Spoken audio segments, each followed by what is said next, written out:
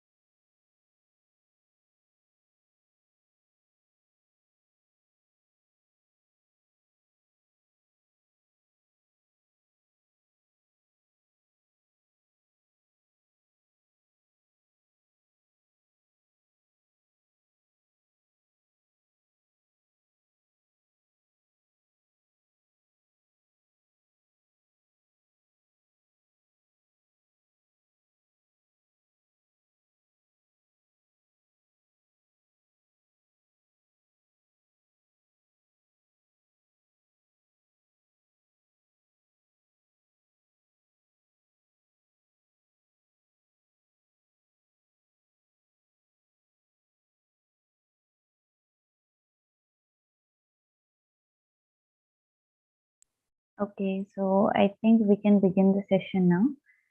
So, how many of you have watched the like 4 or the entire lecture videos of week 11, like the first 4 or maybe and all the 5 lecture videos of week 11 basically? Can those of you like raise your hand?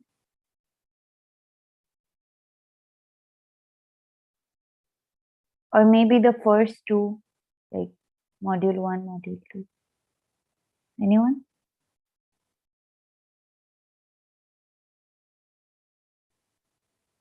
Okay. So looks like not many of you have watched. Okay, no issues. So okay, one more thing. So have you watched at least the first 2 videos? First 2 lecture videos? Okay. Okay, no issues. So today we'll begin with the log-based recovery. So my screen is visible, right? Yes, ma'am. Okay, thank you. So now what basically is a log? A log basically.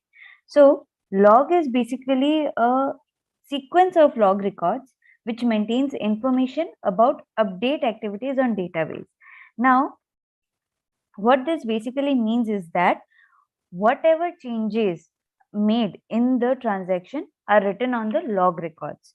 So yeah, so in the logs, when transaction, say this ti is the name of a transaction and it starts, so in the log it needs to be written as ti start.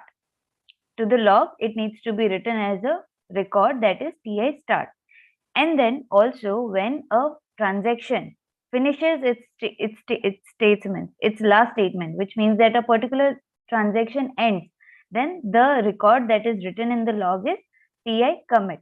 Also, there is a like, if you can see, before ti executes, write x. X is basically the data item which is read. Sorry, x is basically the data item which is read or written. So in the log, we write it as ti, the transaction name, x, the data item, and v1. Now v1 is basically the old value of v1 is basically the old value of x, and v2 will be the updated value of x. So this is how we like note down, or you can say this is how we keep our log records. So yeah, this is how it works. Now we have 2 different modification schemes, 2 different database modification schemes. So the first one is immediate modification. So what it basically does is, as according to the definition, it basically allows updates or changes of an uncommitted transaction to be made to the buffer or the disk itself before the transaction even commits. Now what that basically means is that, say for example, ti start, and then we have made some changes, say ti, and then say a is the data item and its old value was 1000, and then we have deducted 50 from it.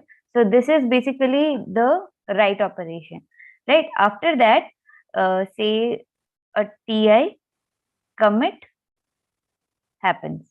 So in the buffer, when we are following the immediate modification, what basically happens is the value of a will be changed to its new value right after the operation has been performed, which basically means that right after this operation has been performed, the value of a will change into 950.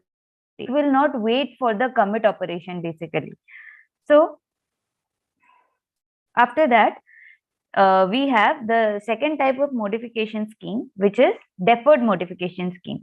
Now, what happens in deferred modification scheme is it performs updates to buffer or disk only at the time of transaction commit. So, say for example, let us take the same example. Here, what will happen is once this operation is performed, the value of A will remain its initial value. Only when this particular commit operation is performed, the value of change the value of A will change to its new value. So that is, I hope all of you have got the difference between immediate modification and deferred modification. We'll also learn one example of immediate modification. So this, I hope you all have understood that why we use the commit, why a transaction is said to have committed when its commit log record is output to stable storage, like the data is stored in the storage, stable storage basically. Now, I hope all of you are pretty much aware of stable storage. So stable storage basically, like if you can see, just a second. So stable storage basically survives all the failures, be it system crash, be it disk crash. Now, how it basically does is it keeps multiple copies of the data on some distinct non-volatile. Okay. So that is what basically stable storage is. So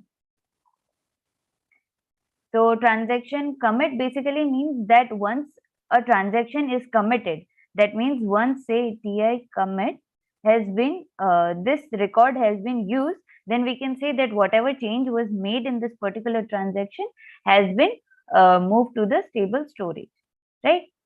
After that, now, yeah, let's take this particular example of immediate database modification. Now we can consider this right as a buffer and this output as a secondary media, say anything, say hard disk or anything, right? So we have a transaction name T0. So if you all can remember that for starting a particular transaction, we use this particular record. So T0 start. So this particular transaction has started. Then the value of A, which was initially 1000, has now been changed or updated to 950.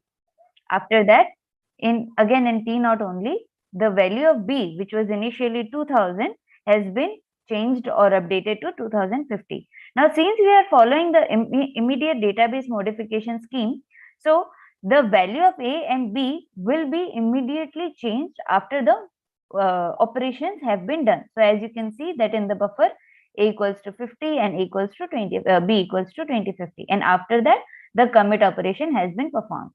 After that, we have another transaction T1. So it starts and then it changes the value or it updates the value of C from 700 to 600. So after that, right after the operation is performed, so it will take the value of C as 600 and then it will perform a commit operation.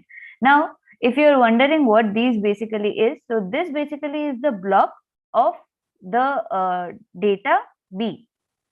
This is the block of data C, data item C, and this is the block of data item A. So this has been written in the output, like secondary memory. It has been written in the secondary memory. So I hope you all are pretty much clear about immediate database modification. So yeah, now we'll learn about undo and redo operation. So what an undo operation basically does is it will write the old value v1 to x. Now the same example that sir has shared in the lecture, like say for example we are writing a document, right, and we want to write a b c d and by mistake we have written a c d e. Then what do we need to do? We need to undo it, right? So we'll use the combination that is control plus z, control plus z, control plus z, control plus z, right? And then these will be removed. So what are we performing? Basically, we are basically doing the undo operation, right? So that is what basically happens here also, that it will return to the old value. It will write the old value since v1 is the old value. So when we perform an undo operation, the value of x will be changed from v2 to v1. Then after that, there is another operation that is redo operation. So what happens is, say for example, A, C, D, E. We wrote A, C, D, E, right? So while performing undo operation, we have by mistakenly also undone the A, but we needed A, right? So what we need to do is we will use the combination control plus Y to redo it, right? So that is how redo works here as well. So it will write the new value v2 to x. So yeah, that is how it basically works. So as you can see, undo Ti restores the value of all data items updated by Ti to their old values. And redo Ti sets the value of all data items updated by Ti to the new values. So this is how basically undo and redo operations work. So, so if you can see that while doing a normal transaction rollback, so say for example, we want to undo this particular. So we have Ti, the name of the transaction, xj, the data item, v1, the initial value of xj, and v2, the new value of xj, right? So now we need to perform an undo. Now how we will do it is we will write it down as Ti, xj, and v1. Now whenever a particular transaction sees only 3 values, it will get to know that an undo operation has been performed. And after that, Ti abort. So what is happening is that is when we are performing this undo operation, that is known as compensation log records. Like whenever we make some mistake, we have to compensate for that mistake, right? So that is how it basically works. So now say for example, we have made some mistake out here. Like maybe the value of xj was 1000 and we have taken it 2000. Now we will have to undo it, right? So we will write down these values like the transaction name, the data item, and the initial value, and then we'll perform an abort. So that is what basically a compensation log record is. So yeah, and then yeah, some points that you need to remember is, say for example, okay, let's take an example here. Say we have a transaction T1 start, and then let's say we have A as the data item, 1950, and then T1 has committed. Then let's take another transaction T2 start. To start a particular transaction, always remember to use this particular record. Then T2, the data item is B, and say it was 2000 and it has changed to 2050. And right after that, like before the T2 could commit, a crash occurred. A crash occurred. Right? Now what will happen is, when a crash basically occurs, we have to perform some operation, be it undo or redo. Now you need to keep one thing in mind, that is, if you can see here, that we need to undo a particular transaction if the say a particular transaction does not contain either the record Ti commit or Ti abort, right? Then we have to perform an undo operation. So can you tell me, anyone, whether T1 will come perform the undo operation or T2? Anyone? Anyone can unmute?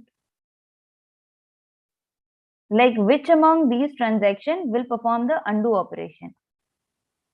It's clear, right? When we perform the undo operation, when Ti commit or Ti abort is not like recorded, this particular statement is not recorded, then we perform an undo operation. So in this particular transaction, can anybody tell? Yeah, I'm audible, right? T2, ma'am, I think. Yeah, that's right. T2 will be undone. Why? Because T2 has not committed, and just before that a crash occurred, right? Before even committing, a crash occurred. So T2 needs to be undone. Now the next important point is, when a particular transaction consists of Ti commit or Ti abort, then we need to redo it.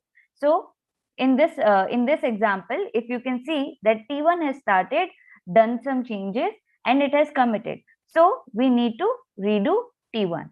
We need to redo T1 and we need to undo T2. So that is how it works. So please remember these points. So let's take this particular example. So say for example in A, say we have the transaction T0, we started it, then we have the data item A and its initial value was 1000, which was then changed to 950. So 950 is the new value. And then again, we have the data item B. Its initial value was 2000 and it changed into 2050. So after that, say a crash occurred, then what will happen is we'll have to, since no commit operation has been like occurred yet or happened yet, and the crash has occurred, so we need to undo it, right? As you can see, undo T0. So when we undo, what will happen is, if you can recall, that T0 A and the initial value will be written. This is how the transaction will know that a undo operation has been performed. So after that, for B, it will be T0 B and 2000, the initial value. And lastly, it will be performing T0 and abort. So that is how it basically works. Now, let's take another example. So in this example, T0 has taken the value of A, made some changes, taken the value of B, again made some changes, and it has committed. Now there is another transaction T1 start, and it has changed the value of C from 700 to 600. Right after that, a crash has occurred or a failure has occurred. Then what we'll have to do is, if you can remember from the example that I showed, that since T1 has not committed, so it needs to be undone, and since T0 has started and committed, so it needs to be redone. So our next instructions would be, since it needs to be redone, so there will be no instructions for T0. However, when it needs to be undone, then it will be T700, the initial value, and then T1 abort. So that is how this particular example will work. Now let's take this example. Here, T0 is taking the value of A, making changes, taking the value of B, again making changes, and it is performing a commit. Again, transaction T1 is taking the value, has started taking the value of C, it has made some changes, and also T1 has also committed. And after that, a crash occurs. Then what happens? Both of these transactions needs to be redone. So yeah, so both of these transaction needs to be redone, and the initial and then so that is how it works. So after that, now say when in this example, say for example, in this example, after a crash has occurred and we have performed the recovery and everything is done, again when we are redoing, or again when we are performing this particular transaction, we are again facing a failure. Then we again have to undo it. Or say for example, in this example, once we have done the recovery, we are again facing a failure. Then we'll again have to undo it, redo it, again undo it, redo it. So because these failure occurs, so it gets the log gets very slow. All transaction recorded in the log can be very slow. So that is why we use checkpoints. Now, say when a checkpoint occurs, we can ensure that the transactions have been committed. The data for the transactions the transactions which have been committed, the data of those transactions have been reflected on the secondary storage. So, okay. So it will be clearer when we go through an example. So till that time, let's run through some important rules, which are, so during recovery, we need to consider only the most recent transaction TI that started before the checkpoint and after the checkpoint. After that, one of the main rule is that, say for example, we have checkpoint 1, checkpoint 2, checkpoint 3, and then a failure. So what we need to focus on is the most recent checkpoint that has occurred, like from the end, not from the beginning, but from the end of the log. We need to check for the most recent checkpoint. As you can see, scan backwards from end of log to find the most recent checkpoint record. Now, only transactions that are in, now say for example, a transaction has started before a checkpoint, has started before the checkpoint, and also committed before the checkpoint. then that particular transaction can simply be ignored. However, say for example, a transaction has started before the checkpoint but has ended after, but has committed after the checkpoint, then it needs to be redone. Also, when a transaction has started after, started after the checkpoint and ended after the checkpoint only, or committed after the checkpoint only, then also it needs to be redone. Also, one more thing that you need to keep in head is, say for example, a transaction is running through and a failure occurs, then that particular transaction needs to be undone. Now we'll run through an example for better clarification. So say for example, we have this particular example right here. This is the checkpoint, and here a system failure occurs. We have 4 transactions, T1, T2, T3 and T4. So as you can see that T1 has started before the checkpoint and ended before the checkpoint, right? So because of that, we can simply ignore T1. So after that, let's see for transaction 2. So it has started before the checkpoint, but it ends after the checkpoint, right? So it needs to be redone. Also, transaction T3 has started after the checkpoint, but it has also committed before, like way before the failure occurred. So transaction T3 needs to be redone. However, when we check for transaction T4, we can see that it was running when a failure occurred, when the failure occurred, right? So this particular transaction needs to be undone. So yeah. So any doubt in checkpoint or modification schemes or log-based recovery? Anyone, any doubt?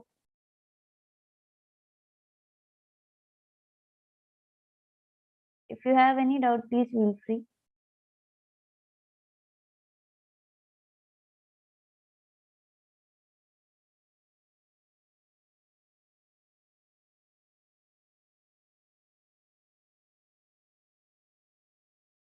Okay. Looks like no one have any doubt. Okay, so Pradeep, over to you then.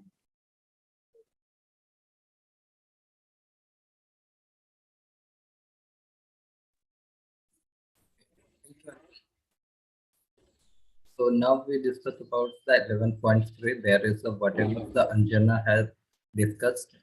We see the in the algorithm format. So everyone understood. Am I audible, right? Yes, Can anyone confirm? Yes, Pradeep. Pradeep, you are audible. Yeah. So let me share screen.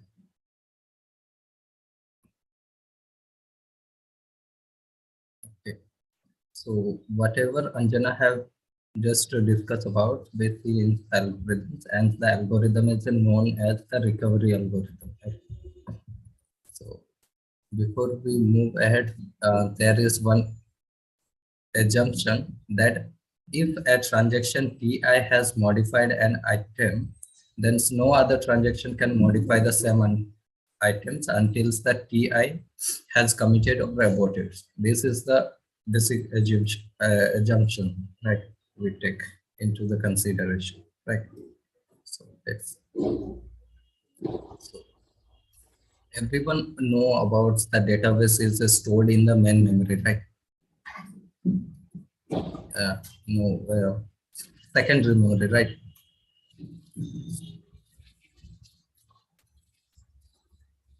So, database is stored in the secondary memory, right? So, and the secondary memory is divided into the block, right?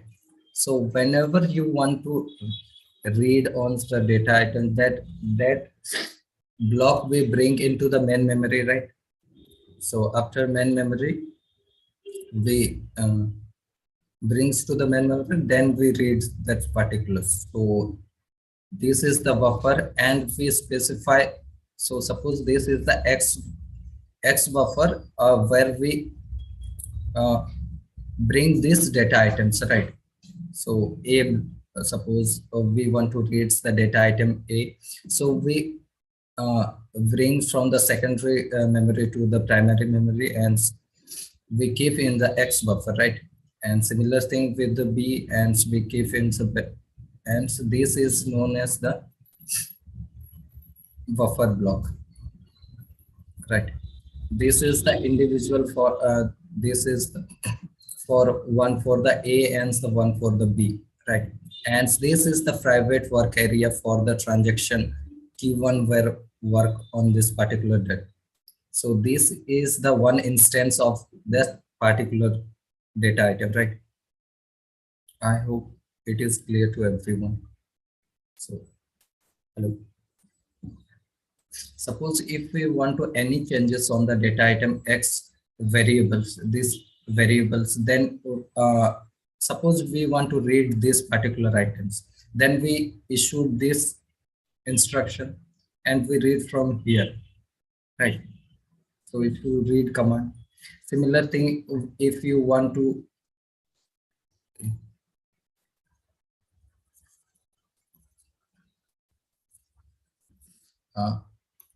similar thing if we want to write something in the X variables, right? So in the private, this is T1, suppose T1 want to some write operation on the B data item, right? So if it's changed the Y1 variables, then this is the means right means you know it's the update, right? So it updates the value and we issue one instruction that is the output B, and that is right on the original database, that is the in the secondary memory, which is on the secondary memory, right? So up to this is clear to everyone. So this is for the one single transaction, and this is similar thing happened for the concurrent. In the concurrent, we know that in the same data items it works different transaction. Suppose T1 and the T2 and so for the T2 on. So this X variable have the same instance for one instance for the T1 and the one instance for the T2, right? So after that we see the log structure. So this is the basic log structure, this one. Right. Can anyone tell what is that? So this is also known as the update log record. Anyone?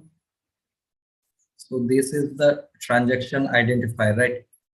So it performs the TI operation on which data items. This is transaction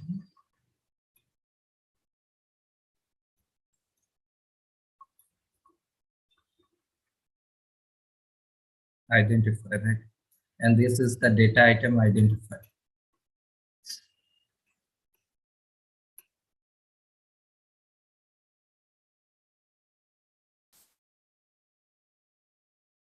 And this is the old value, means what is the current before change, what is the value of xj in the database, right? And after this is the after modification, this is the new value, right? Several another log also we write. This is the TI start. This means the transaction TI has started, right? And this is the TI commit. So this is TI transaction TI has committed. This means. So this is how we write for the normal operation, and this is how we do the rollback in the normal operation. So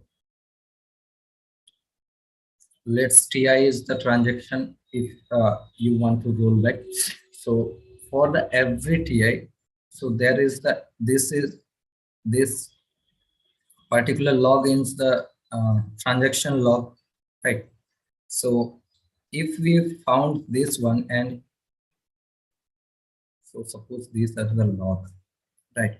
So if you So what is the second step? Scan log backward from the end. So you scan backward from here. So if you get this particular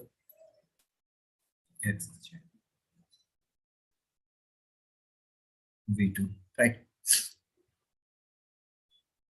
In the form, after if you want to undo, then you write another transaction in that particular this suppose this is transaction log.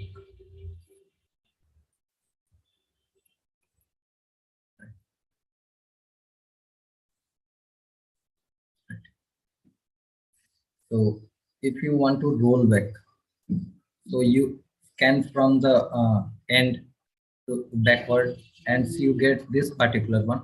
So then you want to change to old value, means this is the old value. Suppose you have done the changes into the V1, may or may not be V2, right? Am I clear right up to this point? And audible too, right?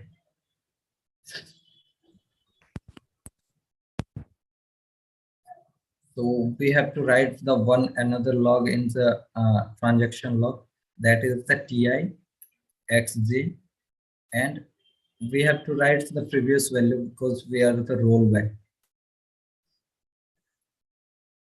So this one, and this is also known as the compensation log records, that is the CLI, right?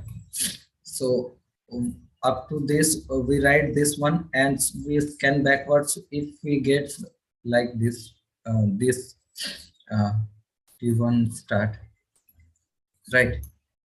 So we stop there and write another log, that is the TI abort, right? So this is clear how the transaction roll back.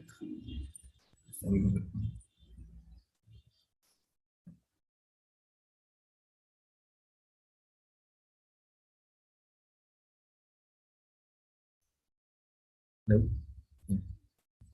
So this is, suppose this is the one checkpoint, as previously Anjana said that what is the checkpoint. So suppose this is the one diagram is a given. So there is the basically 4 transaction, you can see TA, TB, TC and the TD. So there is a 4 condition maybe happens, and this is the time where this is the time when we create the checkpoint. Hence this is the T fail, then where's the system crash happened, right? So this we see is the first condition is the TA. So TA commits before, you can see clearly in the TA commits before the checkpoint, right? And the TB start before the checkpoint and commit itself after the checkpoint, but before the system failure, right? And the TC start after the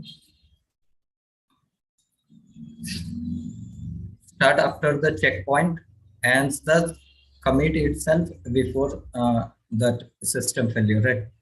And the TD is the start after the checkpoints and it's running, or you can say was active in the time of this system crash, right? So what are the action need to be taken by the recovery manager? That this is already started before the checkpoint and the committee itself also. So there is no action, so nothing need to be done for this TA. And the TB, you can see TB and the TC, it is already TC already committed itself. So you have to redo for this particular condition. So these 2 transaction, TB and the TC, and this in the TD, that we need to do undo. Undo is for for this TD, right?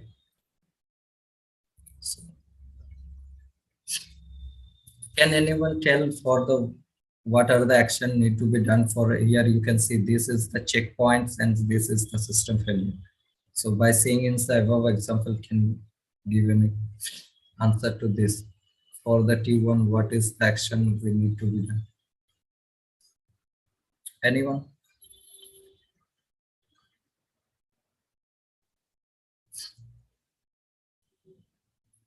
Am I audible, right? Yes or no?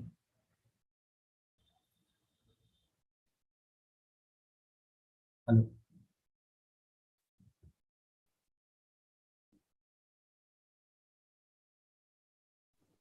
Yes, Pradeep, you are audible. Yeah. So no problem. So you can see in the T1 there is the similar things. This is that started before the checkpoints and commit before the checkpoints. So nothing. You can ignore this. So you simply ignore this one. And the second you can see similar example. It started before the checkpoints and commit itself after the checkpoints were, but before the system failure. So similar thing for the this T ends the T2. So T2 ends the T3. For that you need to be redo, and for the T4 you have to be undo operation, right?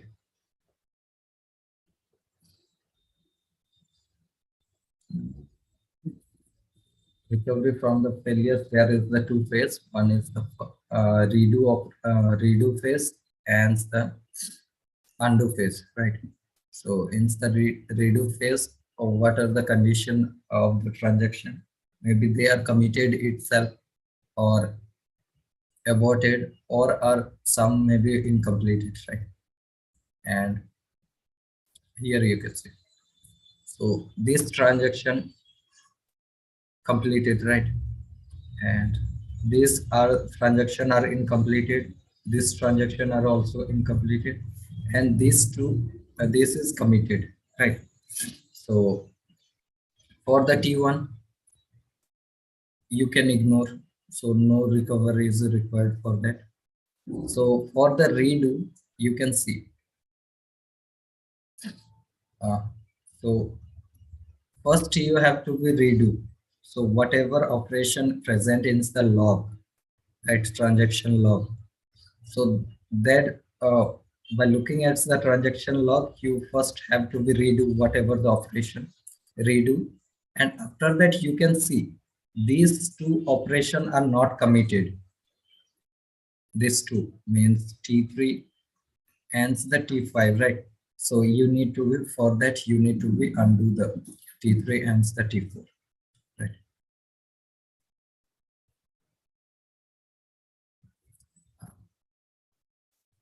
So this is the algorithm for the redo phase. So first you have to check for the last checkpoint L, and this is the L is the list of transaction, right? Suppose T1 and the T2, right? And you have to set, you have to create one variable that is the undo list, and you have to assign whatever the value in the L to this particular one. Suppose the T1 and the T2, right? So scan forward from the above. So after the checkpoint, suppose this is the that is the transaction log. So this is the transaction log.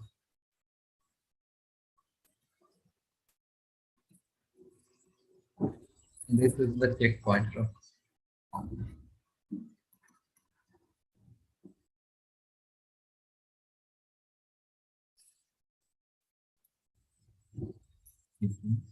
And these are the log, right?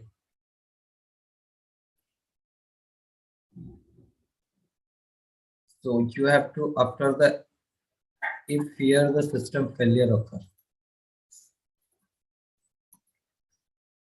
so you have to check for the latest checkpoint, which is the latest point.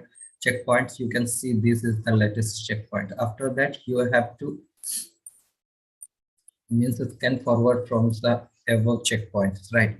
So these are the condition you need to be checked. After that, whenever a records TIXJ you found, then redo it by writing. So you have to write for that. This is the TI. You have to add this in the transaction. After the transaction, here you have to write TIXJ and V2, right? And whenever the TI, if you found any TI in between, after that, right, TI start, then you have to write in the this one undo list and add to the undo list. Here you can see TI, add to undo list, right? It's like 1 2 3, right? So after that, the you scan forward if you found any. Suppose there is the T2 commit. So it means what? The system is already commit this condition. This condition. So also maybe this condition also, or this condition also.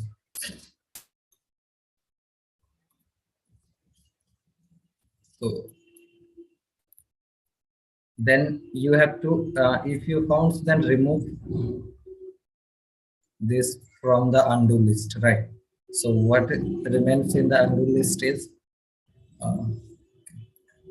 T1 and the T3, right?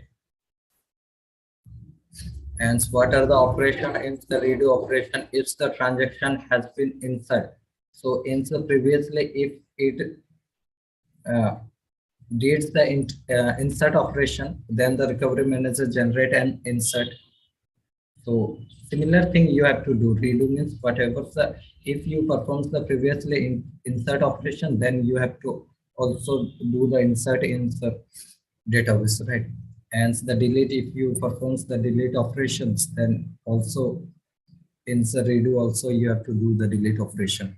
And see if you perform the update, so also performs the update operation. So now we will see undo phase. So that is, so undo phase is similar to the what we have did in the rollback. So suppose any in the transaction log,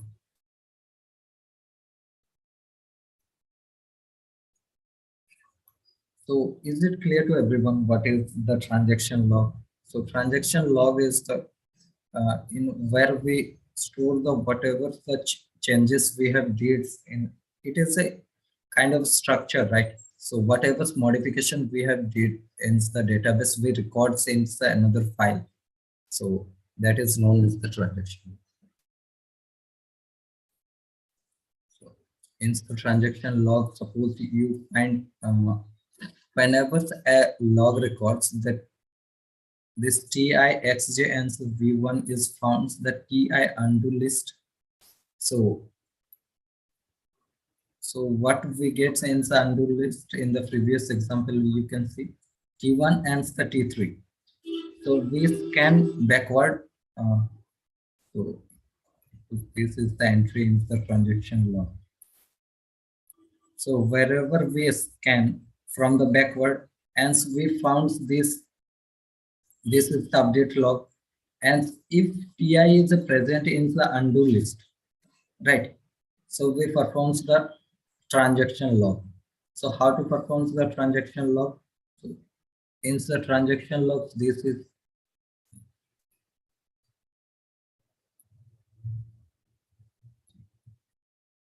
TI.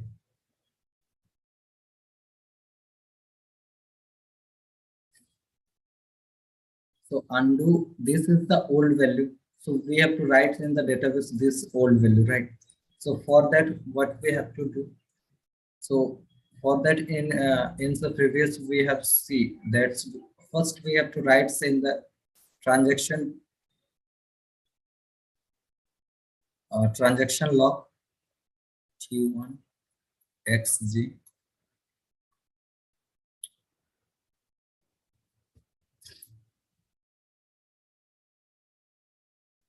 V1, right?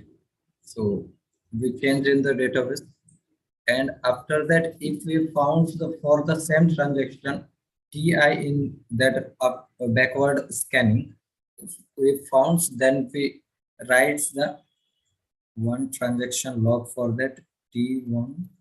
So suppose T1 F4, and we then after we remove from that undo list, right?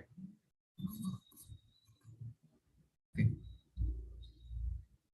So we will do this operation until the undo list is empty or not, right? So in what are the steps in the undo operation are in the redo operation we did the similar things. Here in the undo list we did the opposite operation. That is, if we perform the previously insert operation, then we need to perform the delete operation for the compensation, right? And we perform if the faculty transaction has done the deletes, then recovery manager insert a deleted data items. So manager inserts the deleted data items from the log, right? And if the update done, then we eliminate uh, change the value what is with the previous value, right? So, any doubt, any question?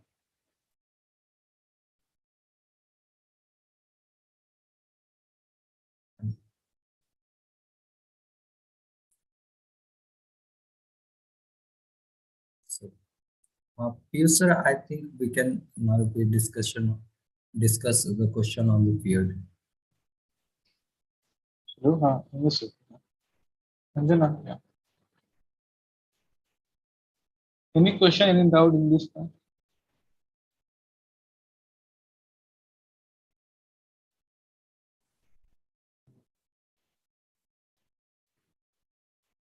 My screen is visible, right, sir? Visible. So I've shared the link in the chat box. I request all of you to go.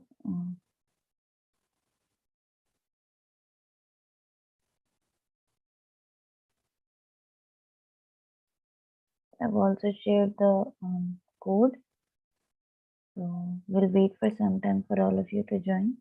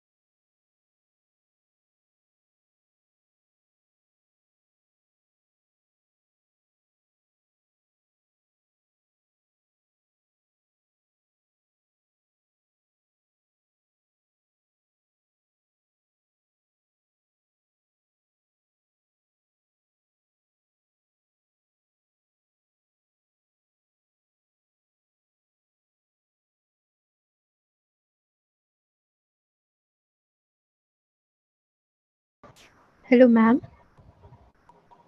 Yeah, Ma'am, after this peer tech session, can I ask some doubts from previous weeks which are coming in yeah, quiz 2? yeah, sure, sure. Once the Okay, peer deck questions are done, you can ask your question. okay, thank you, ma'am. Yeah.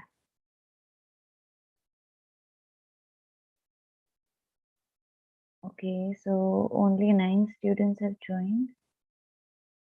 So please join the peer deck session.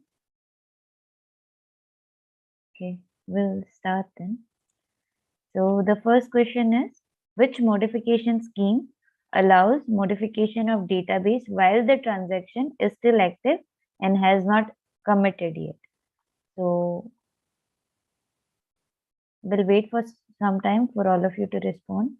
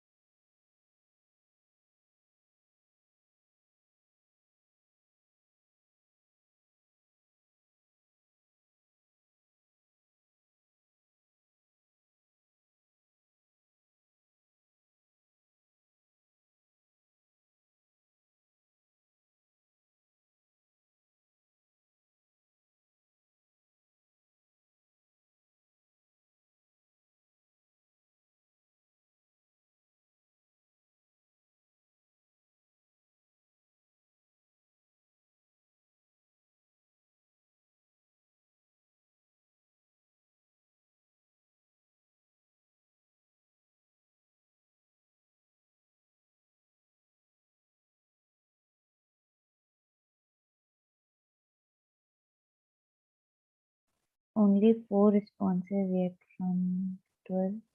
So please respond. We'll wait for some more time.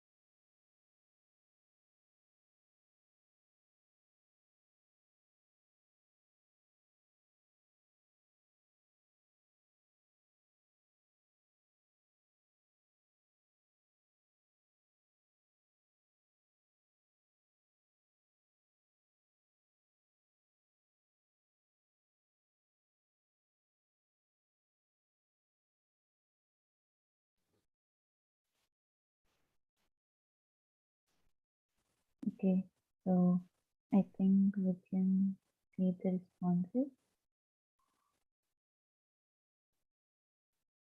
Immediate notification. Okay, most of you have got it right. So, anybody any doubt in this particular question? Ma'am, I have a doubt in immediate modification. Okay. So in immediate modification, it can so happen that commit happens first and the write to disk can happen later, right? Write to disk can happen later. Yeah. So suppose we have two transactions, T1 and T2. Okay. T1 has written a value of an item A. Do you And, want me to write it down? yeah, I mean, if that makes it clearer. Okay, just a second. Okay. So my screen is visible, right? Yes, it is. Okay, so yeah, please go ahead. Yeah, we have two transactions, T1 and T2. Okay. So T1 will start, right? Okay. Yeah. Okay, can you guide me further? Yeah, T1 starts, then T1 read A. Hmm. Then it's from let's say value V1. I mean, it reads a value V1. To wait. Yeah, I mean, this is read and write both, right? Yeah. Means this was the initial value of A, Correct. and this is the V2 new is value. a subsequent value. Okay. Yeah. So then there is a commit of the transaction which happens. T1. Okay. Okay. Then this is not yet written to the disk. So suppose now I start the transaction T2. Okay. The value of A that it will read is from the buffer only, right? Yeah. Okay, because I think one of the previous sessions we discussed that once it is committed, it'll read from the database. Yeah. But in this case, since it has not written to disk, it will still read from the buffer only and not from the Correct. database. Right. One minute. Shreya, the transaction T1 is already committed, right? Correct, but it may be written to disk later, right? So in this sequence, my doubt is in a case where the write to disk has not yet happened. No. You're talking about immediate database modification scheme, right? Yeah. So in this scheme, what will happen? So you can see the second step, like T1, A, V1, V2. Yeah. So the value of A will get updated to V2 before the commit only. No, Before that is a step 3 only. confusion I have. One of the things which is told in the lecture is in one of the examples also, it's told that after the commit, the write to disk can happen at a much later point when it is convenient to the buffer. Like both can happen. It can either take the Yeah. value of A as V1 before the commit operation, or it can And also after the take commit also. Correct. So after in all. this example, Both. my specific doubt was if it happens after the commit. Yeah, it will work. It'll work, right? So if T2 happens before that write to disk, then it'll read from the buffer only and not from the database. Sorry. If T2 happens, like suppose this write has not yet happened, the A value is still V1 in the database right now because it has not yet written to the disk. So in this case, T2 will read the value from the buffer because in the buffer it is V2. The system buffer has the value V2. No, V2 is the new value, right? Correct. V2 will be the new value, but it has not yet written to disk, right? Okay. Yeah. So it will be from the system buffer that T2 will read and not from the database. That was my doubt. No. So once we commit the transaction, the value will get updated. Okay. In the lecture example, actually, I can tell you which slide also. It gets committed, it gets written to disk much later after the second transaction starts also. Yeah, in this one, like suppose T1 is reading A or B in this case instead of C. Okay. So here B value has not yet been written to database, right? When T0 has committed and T1 starts.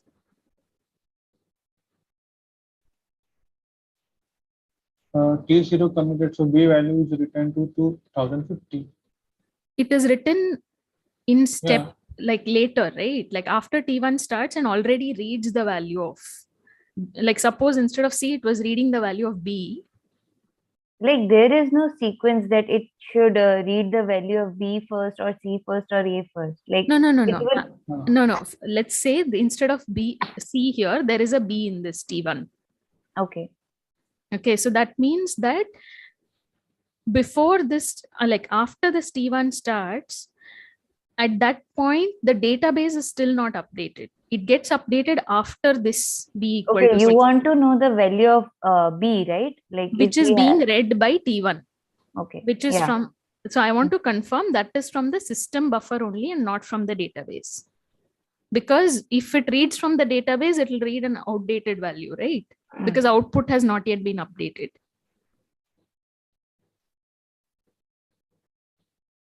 One thing, Shreya, one thing.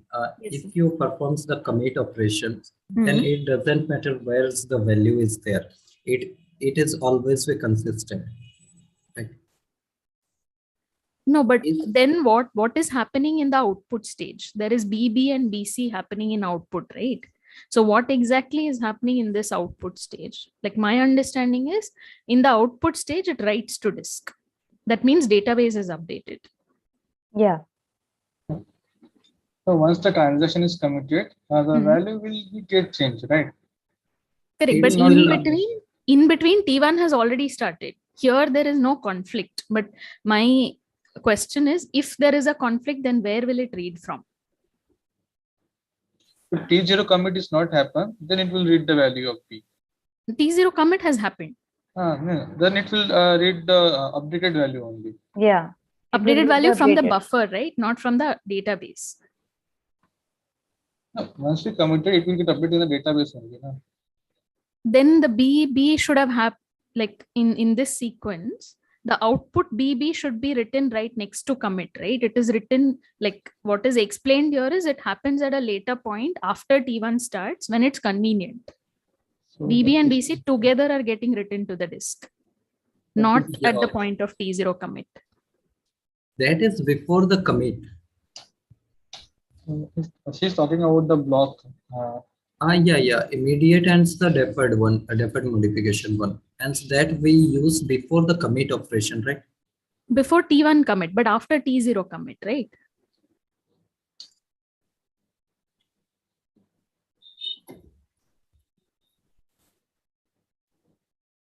One thing, Okay. Yes. one ma'am. thing, then when we perform the commit operation, that is the definitely we updates the value in the database, right? Whenever we perform.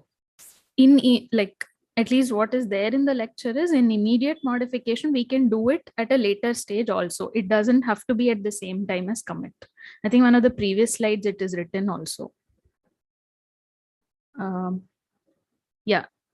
It says output of updated blocks to disk storage can take place at any time before or after the transaction commit.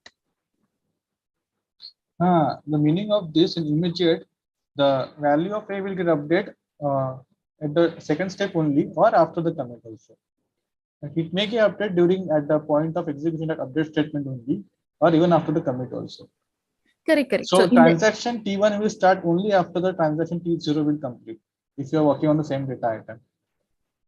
I understood. Like my doubt still is that it can get like specifically when sir was explaining this, he has explained that it gets committed, but BB is not written to the, like is not outputted yet. When I say is not outputted, that means it's not been written to the database, right? That's because it could so happen that so many processes are running and it'll write later at a convenient time, finishes these transactions and then write to the disk later or the block rate later at a convenient time, right? So if T1 takes a value from the database in between before BB has been updated, then it'll be an outdated value, right? Because like if we see the line of T0 commit, output is not yet updated. So it will take that from the buffer itself, right? It can't take it from the database. Then it'll become a obsolete value.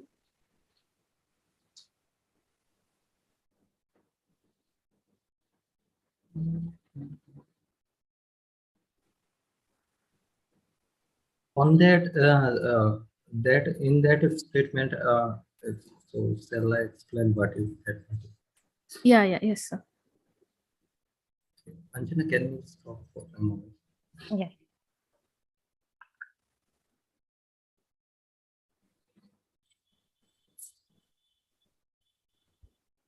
Is it visible, right? Yes, sir. So suppose this is the secondary memory where the actual data is located.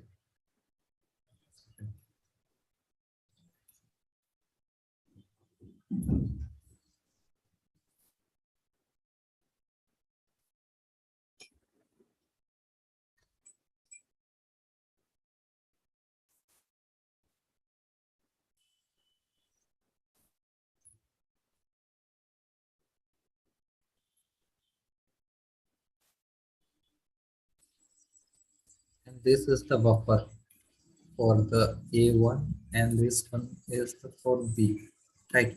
Yes. So suppose if you want to change in A data items, that is the 2000. Yeah. Here there'll be one more 3000. common buffer also, right? There'll be a system buffer in.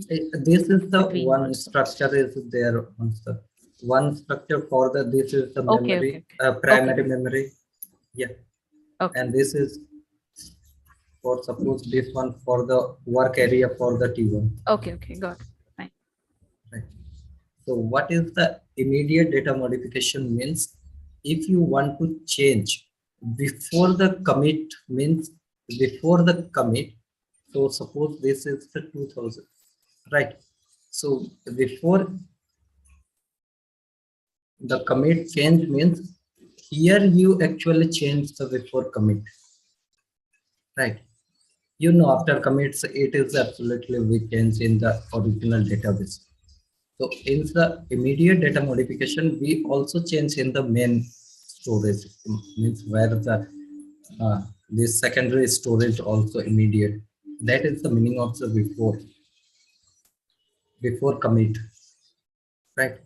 Here you can see there is no commit here after the T1. Right. And but also we change in the main memory, storage, secondary storage, right? Yeah. So, okay, then my doubt is there is a step called output B, right? Which is, let's say in this example, output 3000. What exactly does that step do? Or Yeah. So suppose this is the Y instance for the this T1, and that suppose you take this one x1 variable. This storage, this particular value, whatever say in the X buffer block, yeah, that value in this particular value. So suppose that is the 2000. After update this 2000, so this will the write operation, one write operation on that, and that is A, right? Yeah. So after that, you want to change from the primary memory, that is the main memory. Primary memory means main memory, right? So main memory.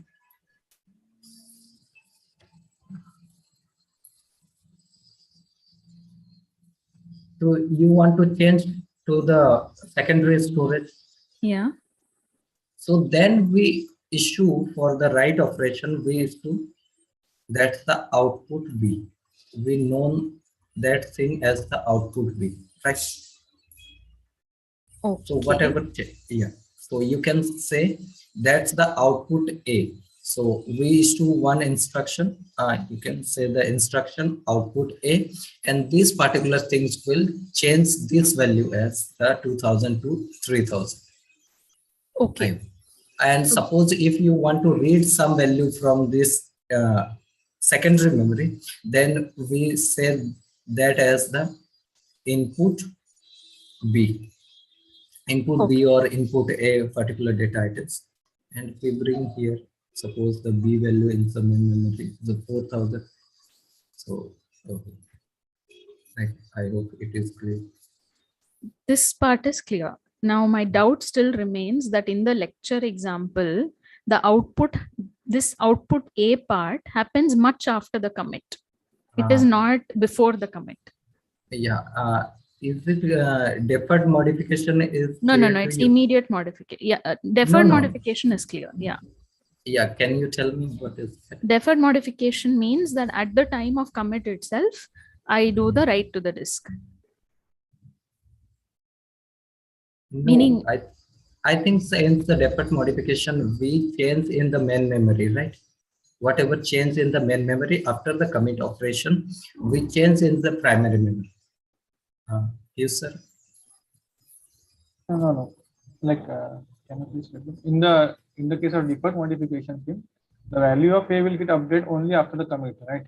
Yeah. That's what I said. The first we change in the main memory, right?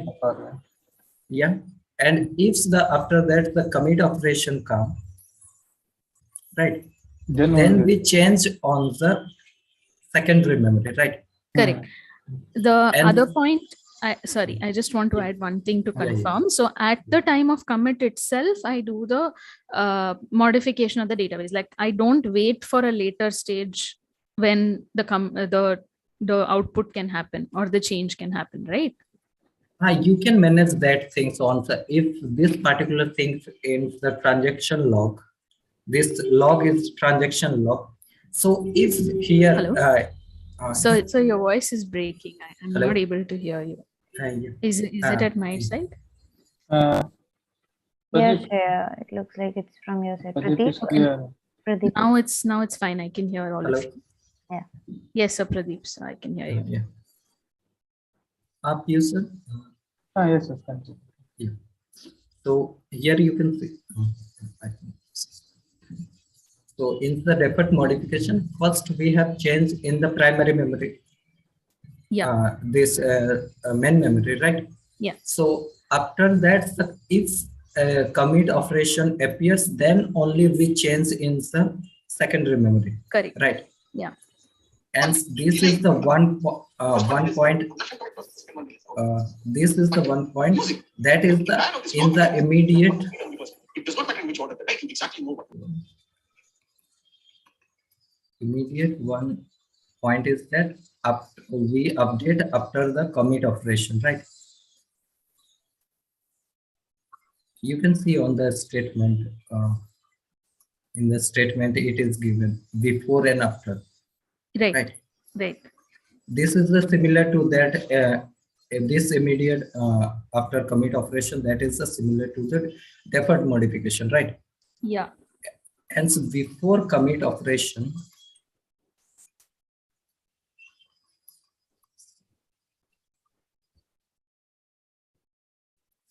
so before commit operation, what does that means? So whatever we have changed in here, so suppose the 2002 we change into the 3000. Yeah. So here we have changed also, and also change without the commit operation. We also change in the main memory. That is what this exactly is. This statement is means. Correct. I understood. Before that. commit. Okay.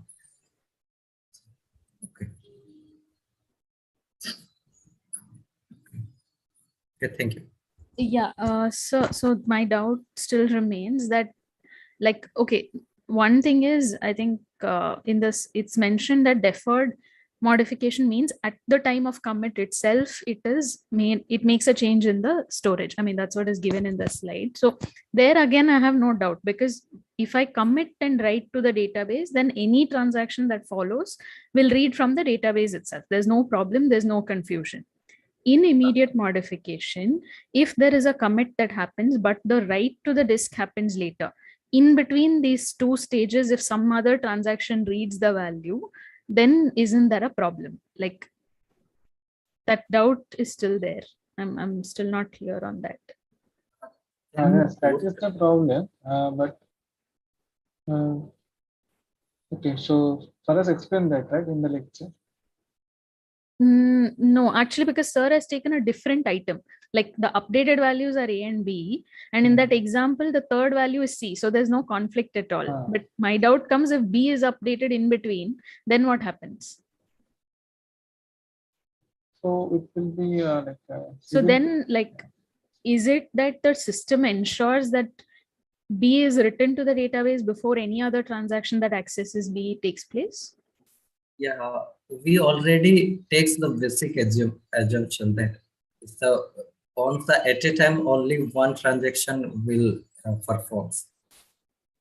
So That's after okay. the This transaction is No. complete, right? Yeah. Pradeep, she does Transactions not mean that. She is asking whether the value of, say, for example, there are like two transactions are taking the choosing the same data item.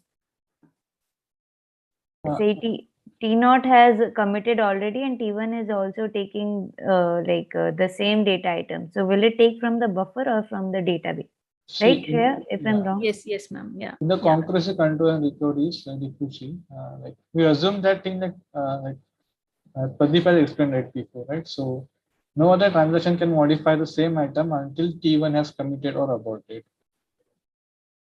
That's fine. It's committed, right? My doubt is after the commit itself. Like in the buffer, there's no confusion, there's no problem at all. It's about the database, because database has not yet been modified. As per If the we perform example. the commit operation, then we already changed the value in the database, secondary storage. No, sir. In immediate modification, that's what has been explained, that it can be done later also, not necessarily at the time of commit. Like if that is just one scenario which I'm taking, which has been explained. Yeah, but if you read the data value from the buffer, so it will lead to an inconsistent state, right? Database. Suppose that T2 got failed before the transaction T1 got committed, then we need to roll back both the transaction, right? No. It didn't. T2 didn't start before T1 committed. T2 started after T1 committed only. So, what is your example? Can you tell me? Yes, sir. Yeah. I'll just.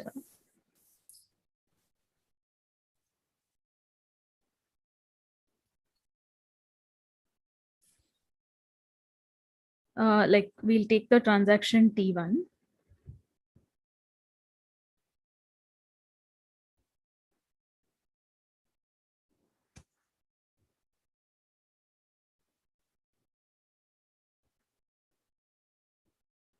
Yeah, then we have T1, let's say value of A, 2000 and 3000 only. Take the same example. Then T1 commit does a commit.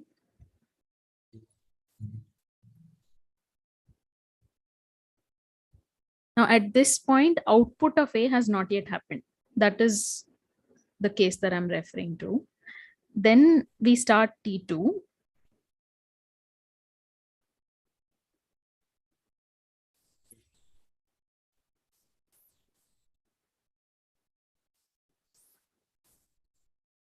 So,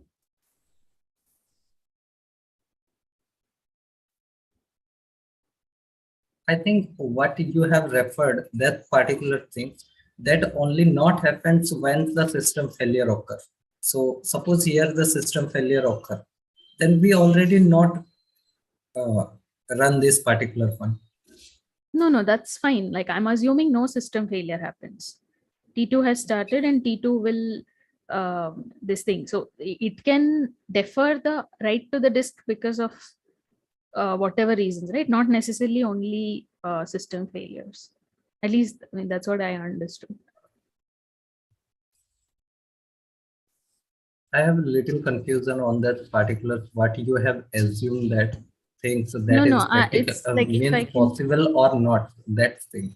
it's given in that same slide 52.21 itself. Okay, we will check or let you know. So, Sure, sir, sure. Yeah, and I mean that's the slide I have the confusion in. So if you could check, it'll be great. Thank you. yeah. Okay, Anjana, you can do it.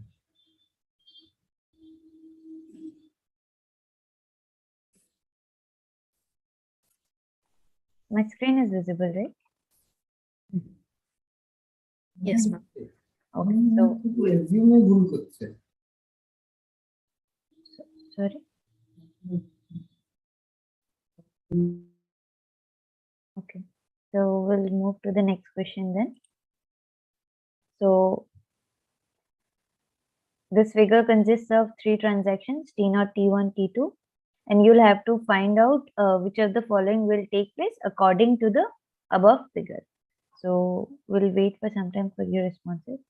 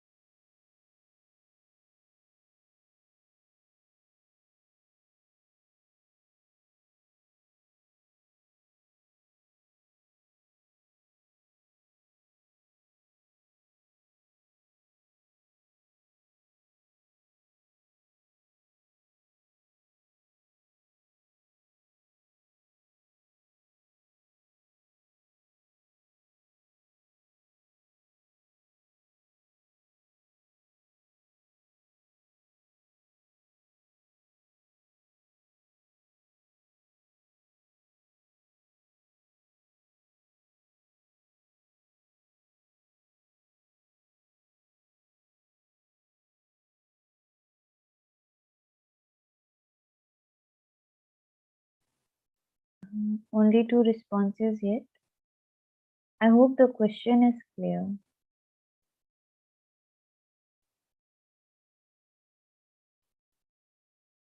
You all can answer. We will anyways be discussing it. So,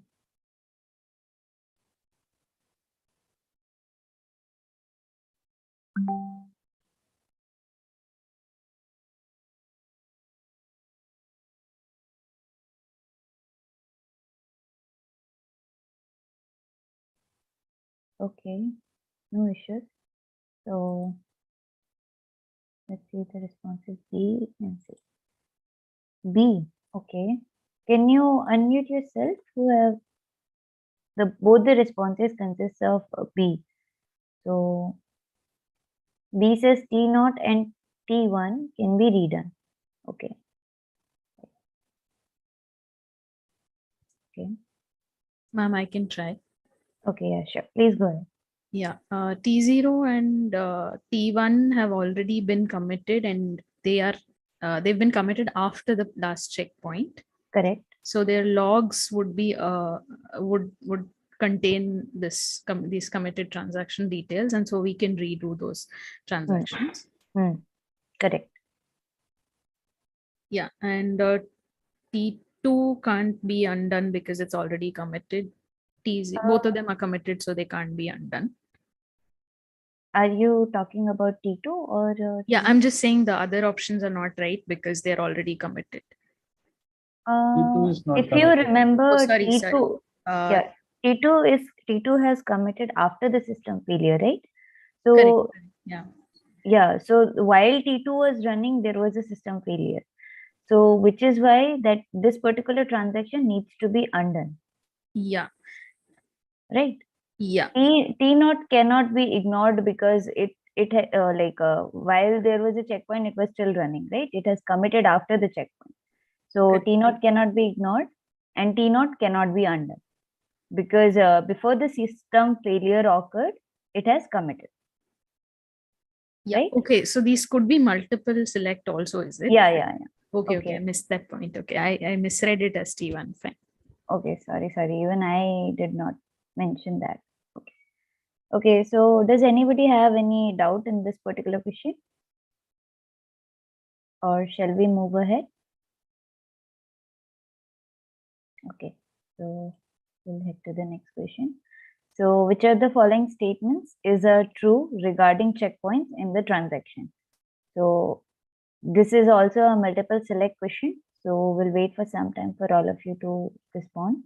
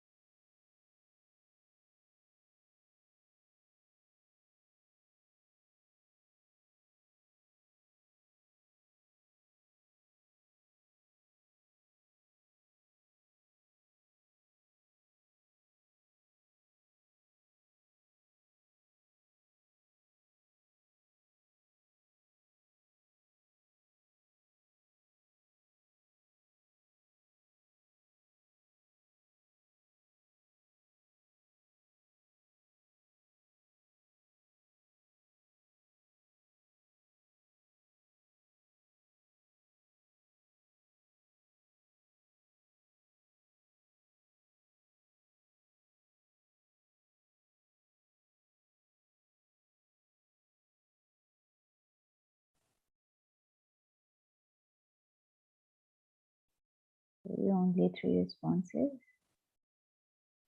So we'll wait for a minute and then we'll head to the responses.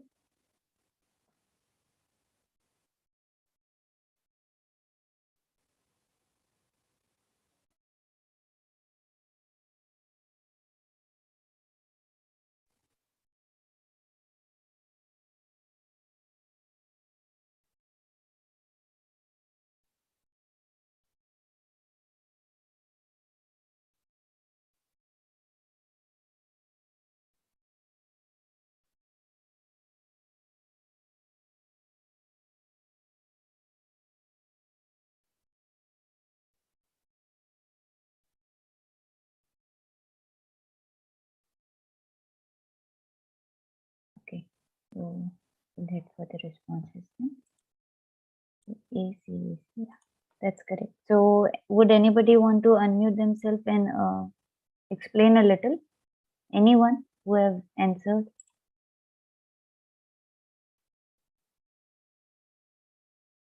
Please feel free. Okay, no issues. So the first option stated that any transaction committed before the last checkpoint should be ignored. So which means that a particular transaction has committed and only after that a checkpoint has occurred. So by that we can say that that particular transaction can be ignored. However, in the next option, as you can see, it is written that since the last checkpoint should be ignored. So which means that the transaction is running while the last checkpoint has occurred. So that particular transaction cannot be ignored. That particular transaction needs to be redone. After that, the third point is it scans backwards from the end of the log to find the most recent checkpoint record. So this is the correct option. Okay, and the last option is any transaction that was running at the time of failure needs to be redone. This is a incorrect option. It needs to be undone, right? So the correct options were A and C. So I hope nobody have any doubt in this question. So we'll head to the next question then. So consider the following log records of transactions where immediate database modification scheme is used. So here in this scheme, you say for example, after this 13th step, a failure has occurred. Then which of the following will be true? So we'll wait for some time for all of you to answer.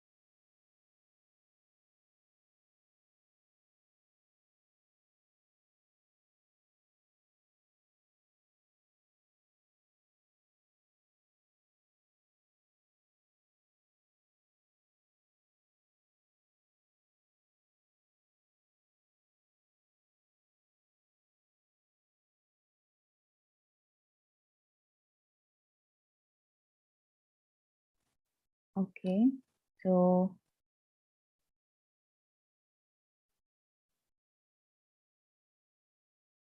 I think we can check the responses now. Okay. Okay. So would anybody want to initiate to like understand this question or explain this question? Anybody?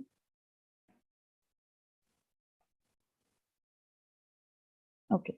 So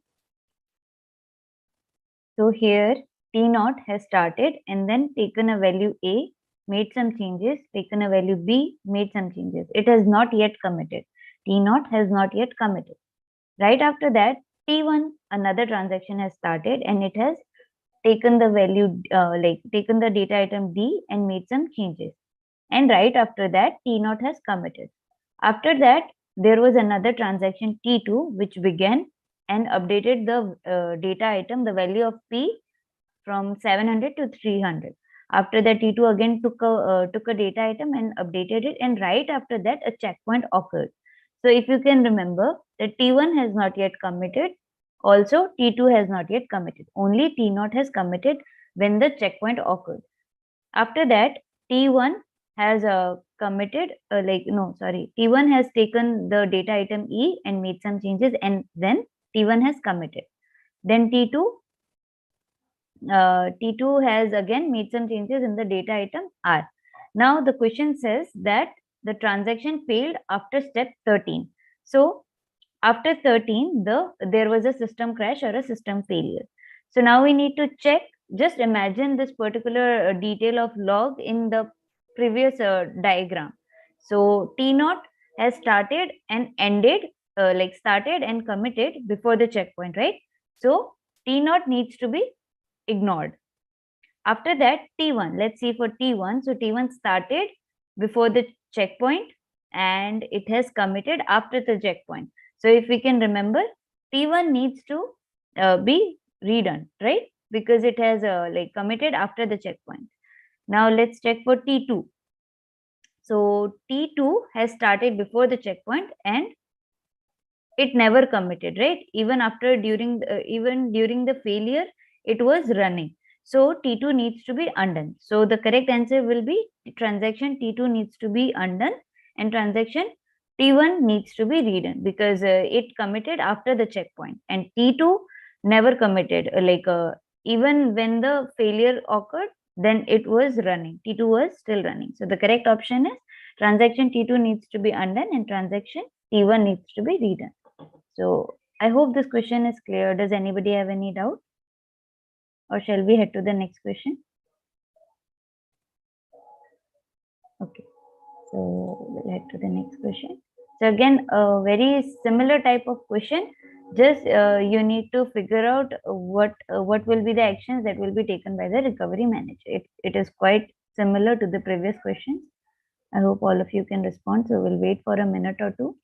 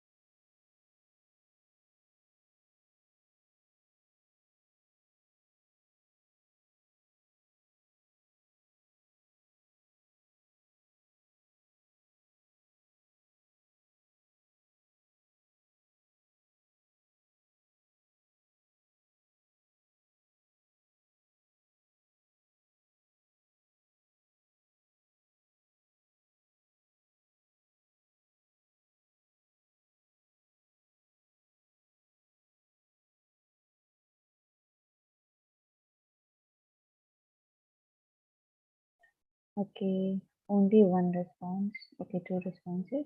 Okay. So CDMP. Okay. Okay. So no issues.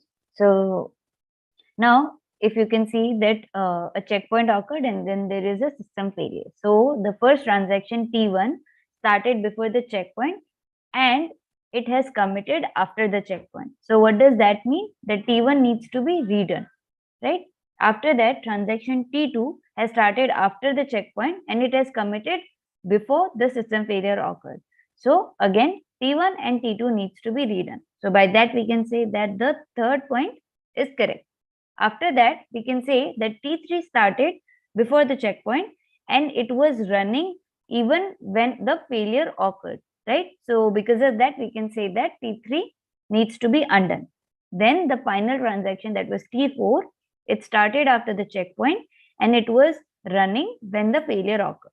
So T3 and T4 needs to be undone. So transaction undo is performed for T3 and T4. So by that, we can say that the option C and D are the correct options. So yeah, whoever answered B, that is not a correct option because T2 committed before the failure occurred. So it needs to be redone. So I hope that is clear. Does anybody have any doubt in this particular question? Or shall we head to the next question? Okay, no issues. So we'll head to the yeah. Ma'am, for T3, both operation will be done on it. Sorry? T2 and undone. For T3. Part Hello? of the transaction happened before the checkpoint. Yeah, but then it was running even when the failure occurred, right? So at first it will be undone, and then obviously we'll be like performing the T3 again, right? So that's some part of the transaction of T3. Will that be redone? No, T3 will be undone because it was running even when the system failure occurred, right? Yeah, it began before the checkpoint, but ultimately it was running even when the failure occurred. Okay. You got my point, right? Okay. Yes. Okay. So we'll head to the last question. So here there are 3 transactions. So we have to find out what will happen after the crash occurs. So here, as you can see, end of log at crash. So here the crash occurs. So you need to find out. It is very similar to the earlier questions also. So I hope all of you can answer.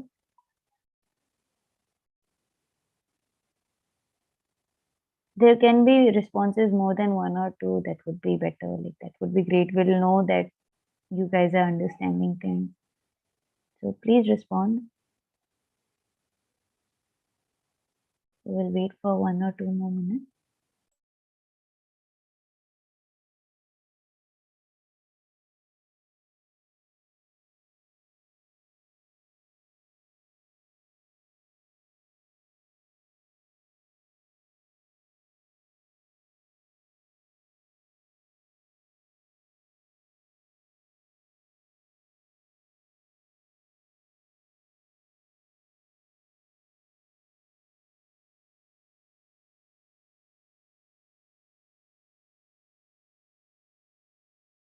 Again, it is a multiple select option question.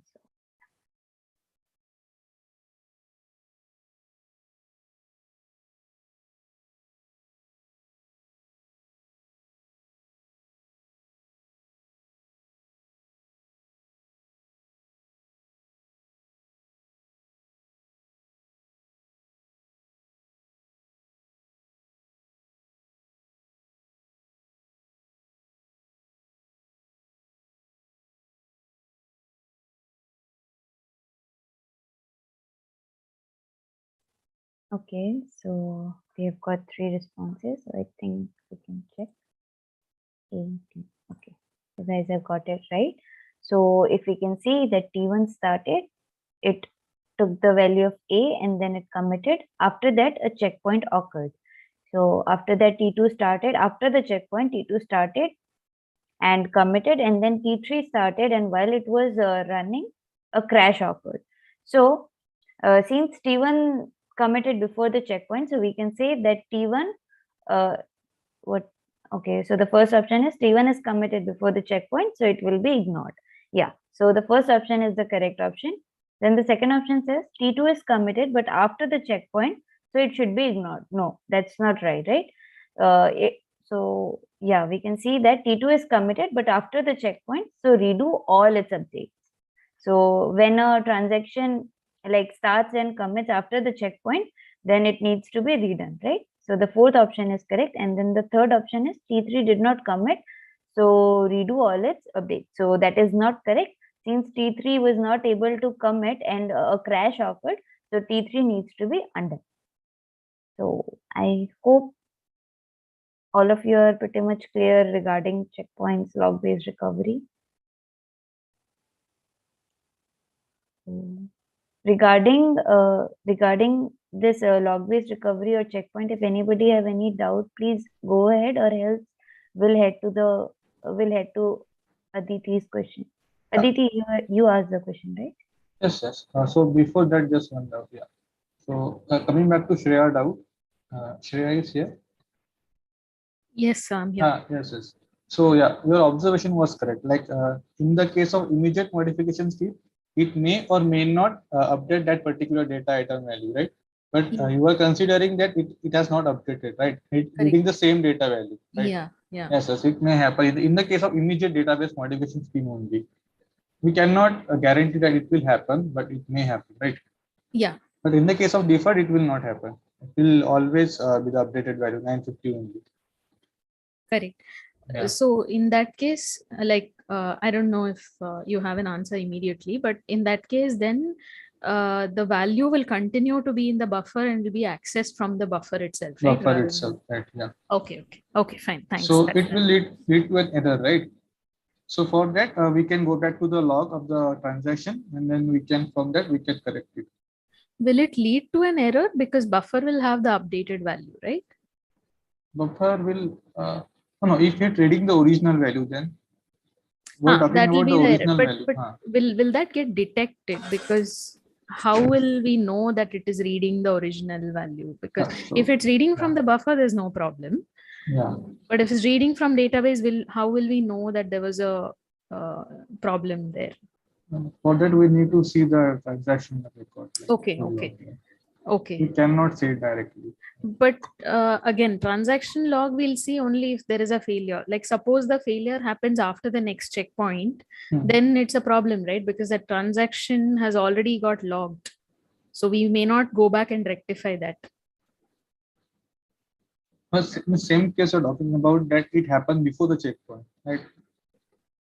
No. So suppose in that same example, the transaction read from the database the wrong value and it committed, and there was a checkpoint, and after that the system failure happened.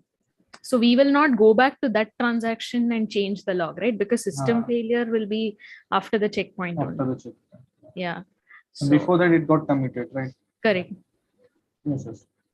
So then it could lead to then a problematic situation, right? Because transaction is committed with the wrong value then. Wrong value, yeah. Yes.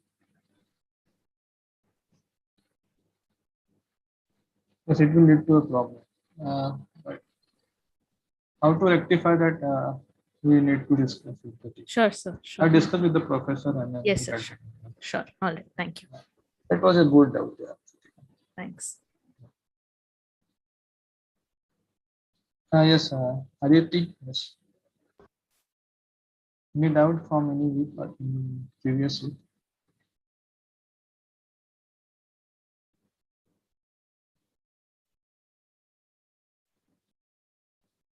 Yes, anyone?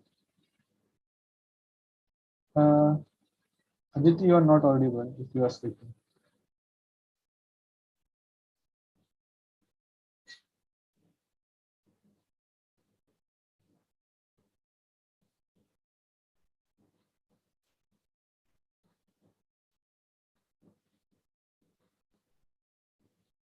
You can type in the chat box also.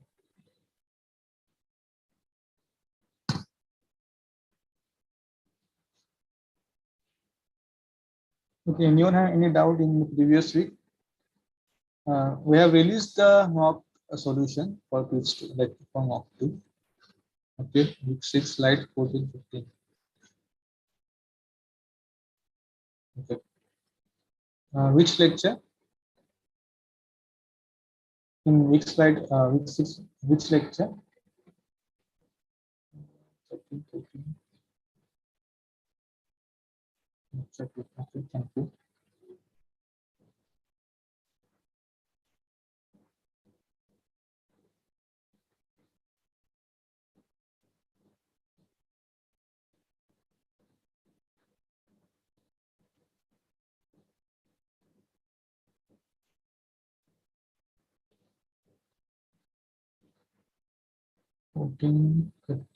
Okay, solution is not given. Okay. So let's try that question. Sir. Huh? Sir, can I take this? Okay. Yes, sir. Yeah.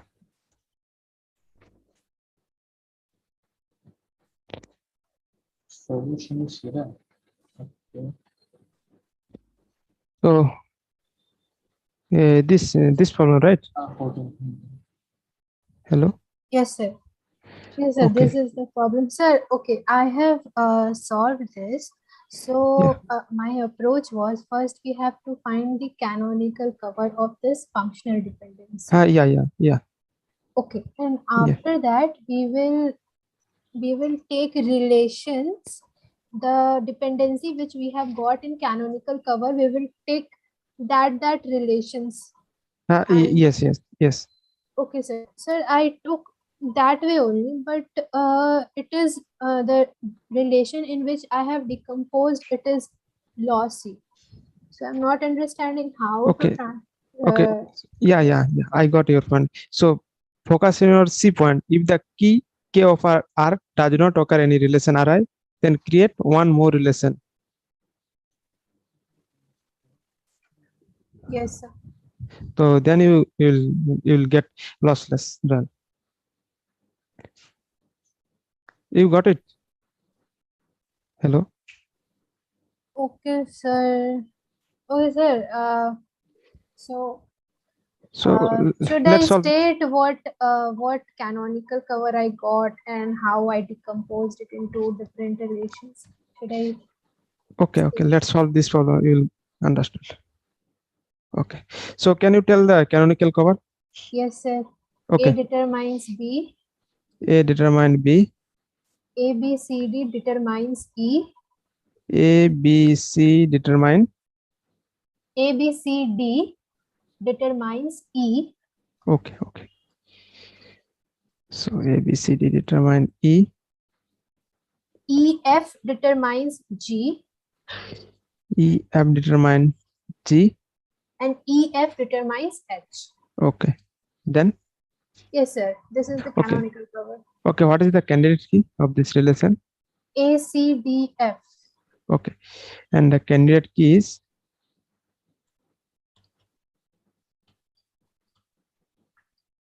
A, C, D, F. Okay. So we have find canonical cover, right? Yes, sir. So then create relation Ri equal to Xi for each FD X determine Y. Okay. So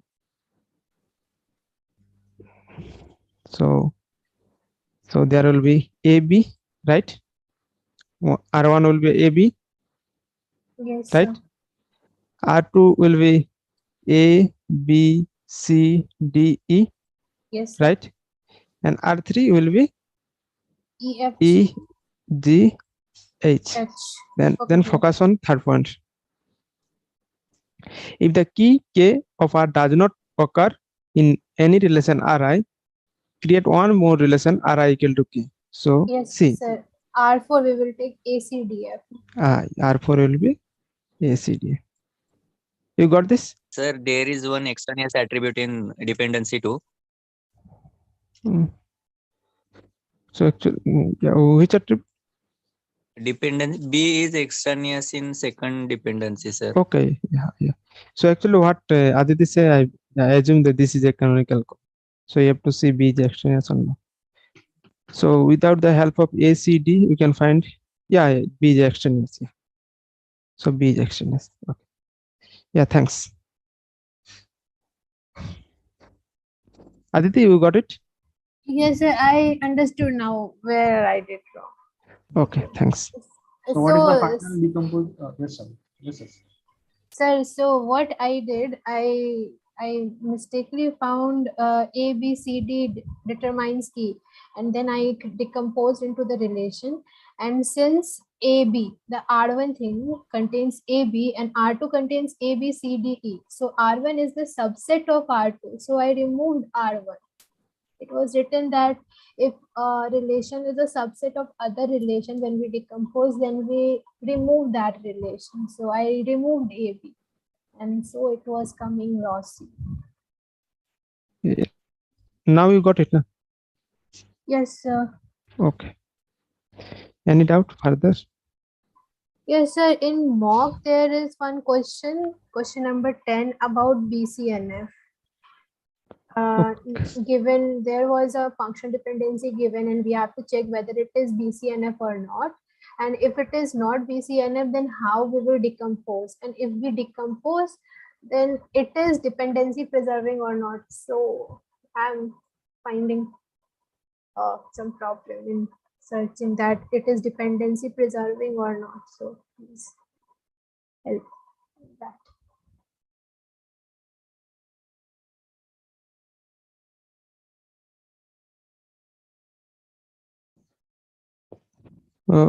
Okay, we'll discuss mock question on Saturday.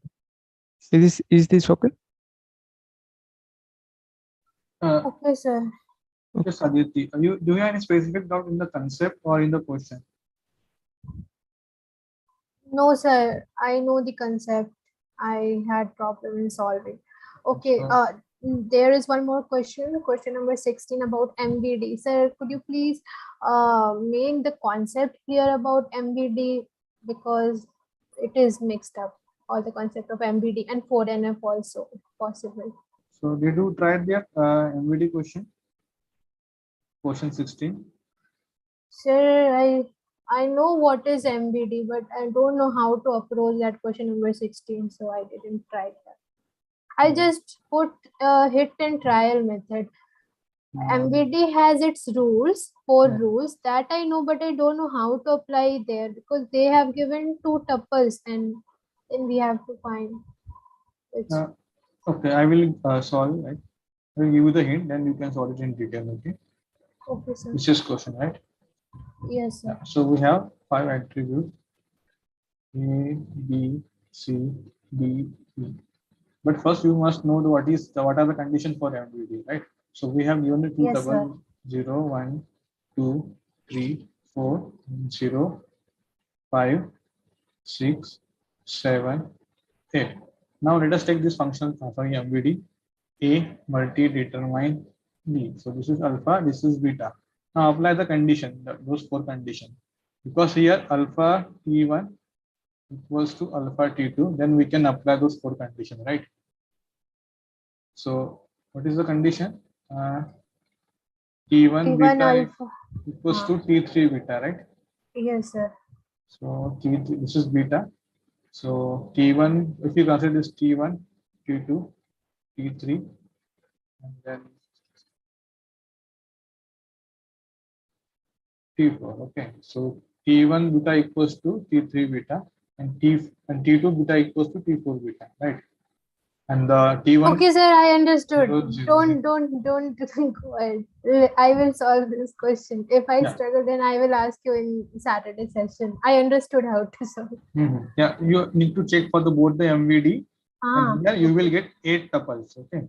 Yes, sir. If you apply both the MVD, you will get 8 tuples, and from that, these 2 are the options. Correct. Okay, sir. Yeah, please try to follow that procedure. Thank you, sir.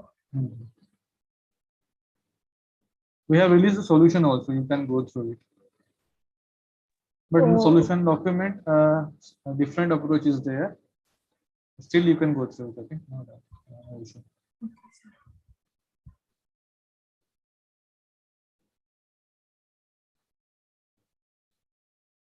Okay. Any other question?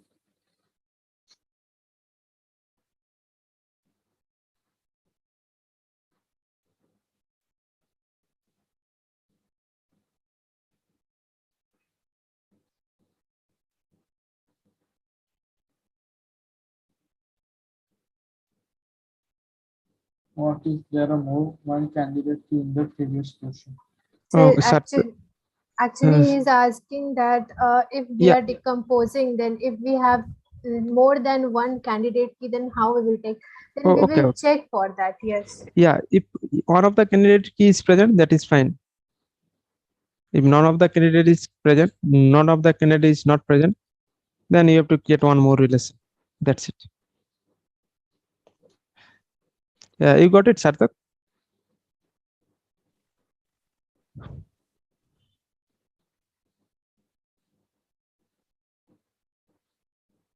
Sir, so the extra relation that will contain key will be the will contain all the key at a time, or a pair of keys? No. If one of the candidate one of the candidate, if the one of the candidate key is present in one of the relation, then it's fine. If not present, then you have to create one more relation with any of the candidate key. No, sir. I am asking that if it has two candidate keys and both are not present in any of the relation, then Yeah, we are adding one more relation containing the candidate keys. yeah, only one relation. But that relation will include all the candidates No, candidate key at a time, no? no, it's only one candidate key. Okay. Yeah. Thank you, sir. So there can be different decomposition also possible, right? If you use another candidate key, then the decomposition will be different. It may possible. You can try out that. So like same thing we have discussed in one of the live session. Like I have taken one example and I've gone through the 2NF, 3NF till BCNF decomposition. And there we got more than two candidate key. We have taken one of the candidate key as a one decomposed relation. Maybe in the week 5 or week 6. So week Yes, 6 sir. practice. Week 6 open session. You Open took session. that question. Yes, sir.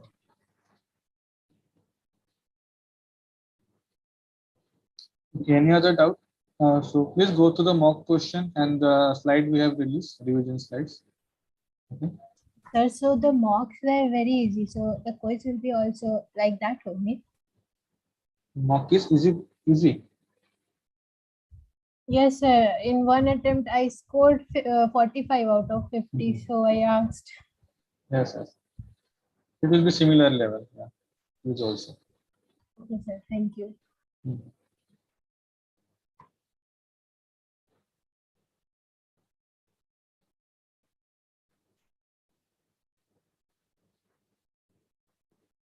Okay.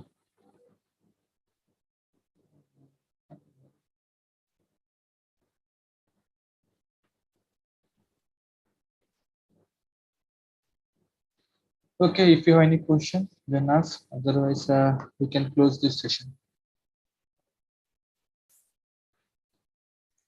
Yes, sir. One thing. Yes. So the grade solution for week 9 and 10 are still not uploaded. With 9 and 10. Okay. Yeah. Yes. Okay, so you have posted it on this course, right? Yeah.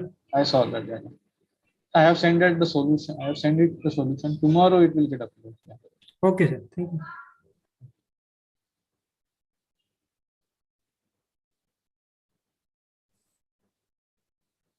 Thank you. Thank you, everyone.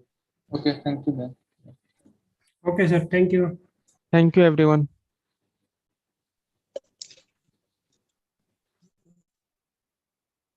Thank you, sir.